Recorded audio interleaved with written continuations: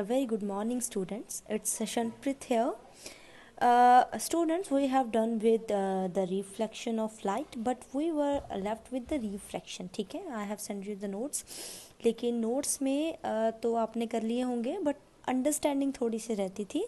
ठीक है, तो बेटा रिफ्रैक्शन होती क्या है? सबसे पहले तो ये देखो, रिफ्रैक्शन तब होती है जब आपका मीडियम चेंज हो गया. ठीक है, रिफ्लेक्शन के केस में हमने क्या किया था? ऐसे हमने किया था रिफ्लेक्शन में कि रे आई है और उसी जो है वो मीडियम में वो पास आउट होगी. ऐसे करते थे, I is equal to are. लेकिन रिफ्रैक्शन आर है यहाँ पे. रिफ्रैक्शन क्या है? जब आपका मीडियम ही चेंज हो गया. मीडियम चेंज कैसे होगा? मान लो कि आपकी बॉल है, कुछ मान लो, ठीक है, हवा में बॉल आ रही थी, ठीक है, उछाल के फेंकी किसी ने और पानी में गिर गई. अब देखो, हवा का जो मीडियम था वो क्या था? रेयर.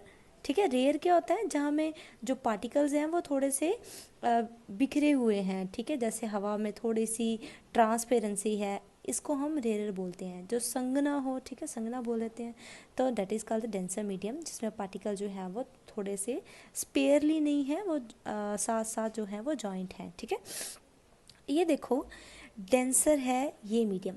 अब देखो, हवा में आई है बॉल, पानी में जाएगी तो क्या होगा? उसकी स्पीड कम हो जाएगी ना. देखो, उसे कैसे जाना चाहिए था? अगर तो रिफ्रैक्शन का केस है, हवा में आई, हवा में गई, तो ऐसे जाएगी रे, ऐसे आई और ऐसे ही, कोई डेविएशन नहीं हुई. लेकिन दिस इज जो है ये बाउंड्री है. हवा में आई, अब ये पानी है नीचे, डेंसर मीडियम, इससे डेंसर है. अब क्या होगा? देखो बेटा, रे आई, अब उसकी स्पीड कम हो जाएगी. ऑब्वियसली पानी है तो कम हो जाएगी, पानी की जगह ऑयल भी हो सकता है. ठीक है, अब इसकी स्पीड कम हो गई तो ये सीधा नहीं गई, तो ये रे नॉर्मल है. ठीक है, जैसे हमने रिफ्लेक्शन के केस में किया था, ये नॉर्मल रे है. तो ये जो रिफ्लेक्टेड रे, ये जो रिफ्रैक्टेड रे जो है वो नॉर्मल की अंदर को तरफ चलेगी. इसको क्या बोलते हैं? Towards the normal. याद रखना ध्यान से. ठीक है, टुवर्ड्स द नॉर्मल. अब इधर देखो, मान लो पहले पानी में थी रे, पानी में से बाहर आ रही है. ठीक है, पानी में से हवा में आ रही है. तो देखो, पानी में तो पहले टाइट सी थी, ठीक है, तो इट वाज रेयरली मूविंग. तो अगर वो बाहर, वैसे पानी से पानी में जाएगी तो ऐसी रहेगी रे. लेकिन अगर पानी से हवा में जाएगी तो उसकी स्पीड अब इंक्रीज होगी. ठीक है, डिक्रीज नहीं होगी. तो वो जो रे है वो नॉर्मल की अंदर को नहीं, नॉर्मल की बाहर को जाएगी. ऐसे, ये देखो, जाना ऐसे चाहिए था, लेकिन ये थोड़ी सी उधर को मूव कर गई, अवे फ्रॉम द नॉर्मल. तो ये बच्चों को याद रखना थोड़ा सा टफ लगता है, तो मैंने ये सिंपल एक फॉर्मूला लिखा है, डर. डर मीन्स डेंसर से अगर रेयर जाना हो तो it will move away from the normal. तो ये याद रख लो, दूसरा केस अपने आप ही याद रह जाएगा.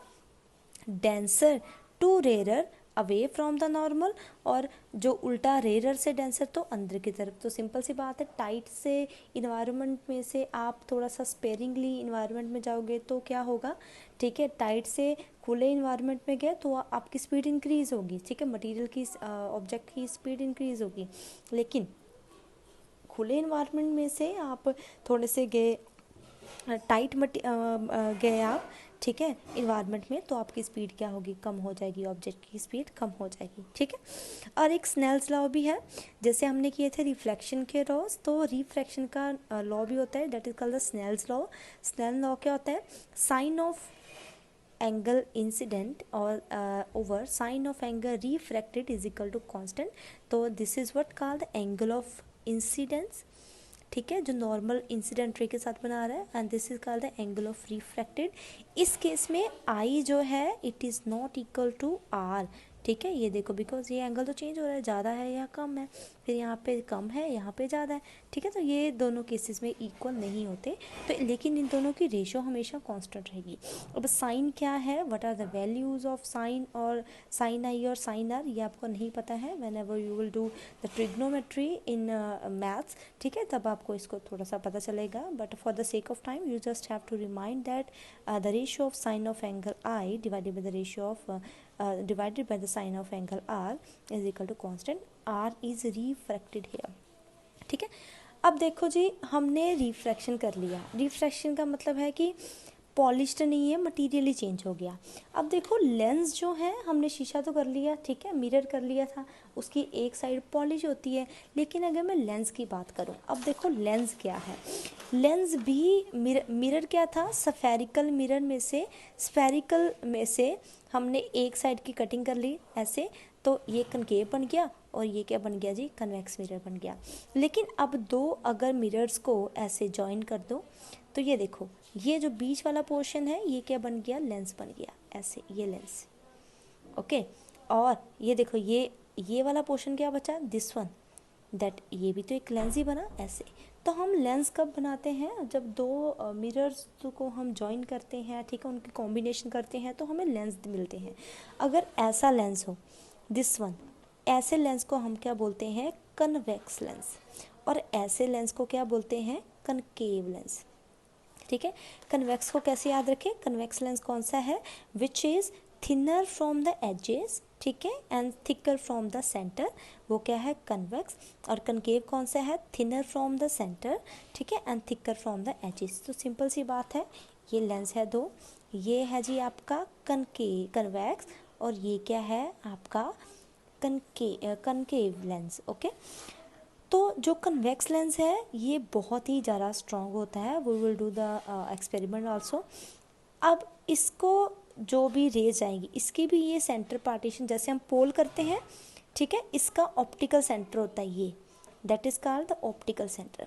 अब जब भी पैरेलल रेज जाएंगी तो इसमें से पास होकर वो एक पॉइंट पे मीट करती हैं, जो मीट करें दैट मीन्स कन्वर्ज कर गई।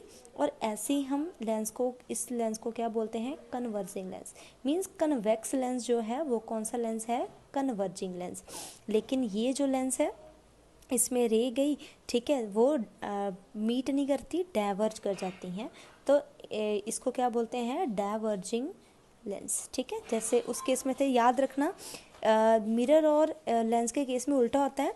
मिरर क्या है, देखो बेटा, मिरर कनकेव मिरर होता है कन्वर्जिंग, ठीक है, और कन्वेक्स मिरर होता है डाइवर्जिंग।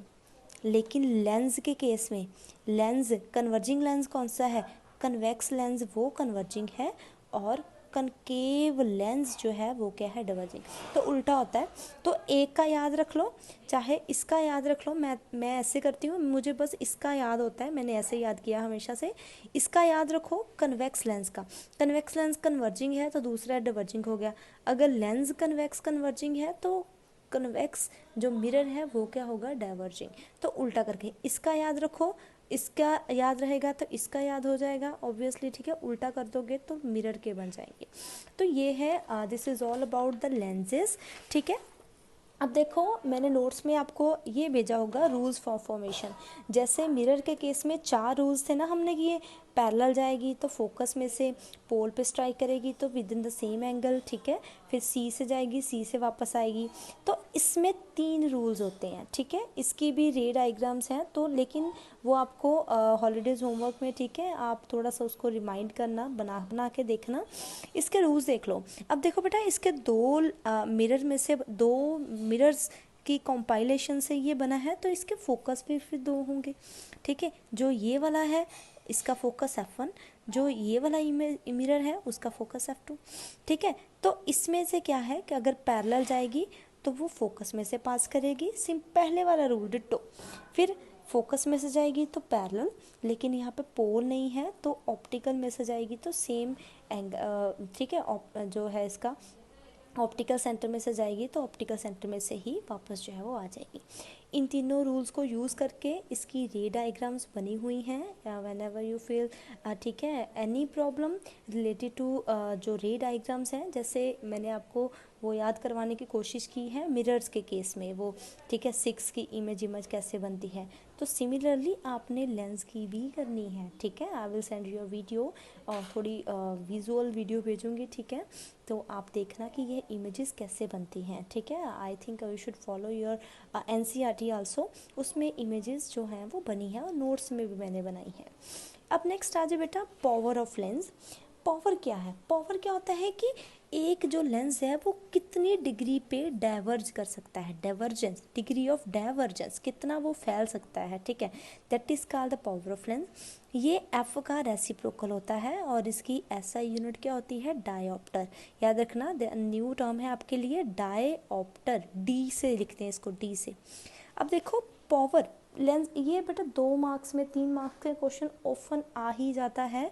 पावर ऑफ लेंस क्या है? मान लो आपकी फोकल लेंथ मीटर्स में दी है तो आपने ये फॉर्मूला लगाना है 1/f। और मान लो आपकी पावर सेंटीमीटर्स में दी है तो आपने ये वाला फॉर्मूला लगाना है 100/f, ठीक है। मान लो आपकी जो पावर अगर पॉजिटिव है तो लेंस है कन्वेक्स, अगर आपकी पावर नेगेटिव है तो आपका लेंस कौन सा है? कनकेव लेंस है, ठीक है। अब देखो मैं आपको समझाती हूँ, ये देखो न्यूमेरिकल करते हैं, ये तो मैंने आपको समझा दिया था लास्ट टाइम।